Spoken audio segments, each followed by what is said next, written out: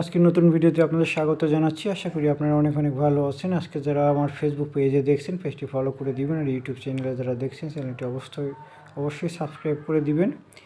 আজকে আমি সেলিম আল দীন বিখ্যাত নাট্যকারকে নিয়ে কিছু গুরুত্বপূর্ণ তথ্য আপনাদের দিব। দেখেন, বাংলাদেশে নতুন নাট্যধারার পথকৃতিকে সেলিম আল দীন। কোনটি সেলিম আল দীনের নাটক নয়? গণনায়ক, কীর্তনখোলা, সংবাদ কার্টুন না হাত হুদাই? সঠিক উত্তর হবে গণনায়ক। সেলিম আল দীনের যে সৃষ্টিকর্মটি ব্যতিক্রমধর্মী, উষা উৎসব এবং স্বপ্ন রমণী গুণ, এইটা তার ব্যতিক্রমধর্মী।